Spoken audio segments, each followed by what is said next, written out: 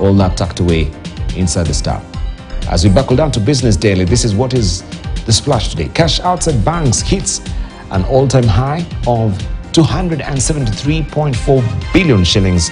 That is what is holding as the splash this morning. New July peak attributed to rushed state pending. Disbursement offer cash flow relief to contractors. A story there by Kefa Moerure. You can follow it on page 3.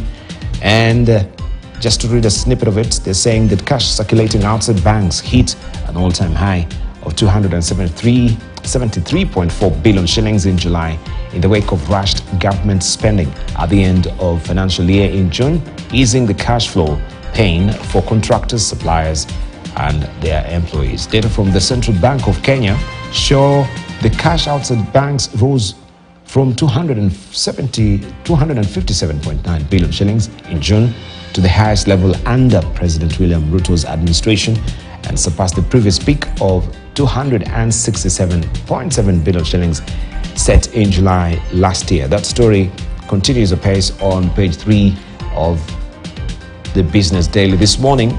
Procurement watchdog flags fresh Kenya Power meter tenders. That is the story that you want to follow about meters tenders there. The public procurement watchdog has directed Kenya Power to explain why it awarded a new electricity meter supply tender to a firm that failed to fully honor a previous contract 3 years ago.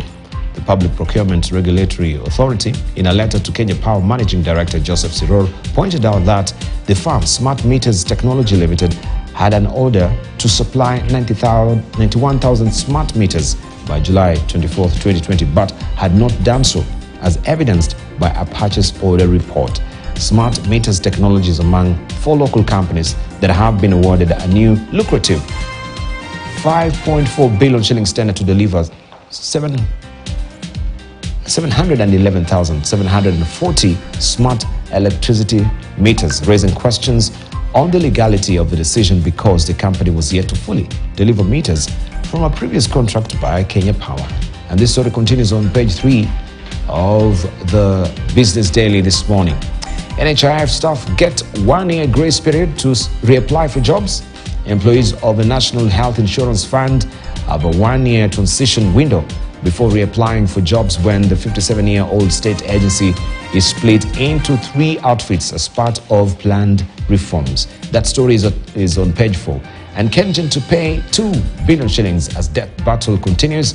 The High Court has directed electricity producer Kengen to pay 1.98 billion shillings to a firm seeking billions of shillings from Geothermal Development Corporation in a botched contract. And bank earn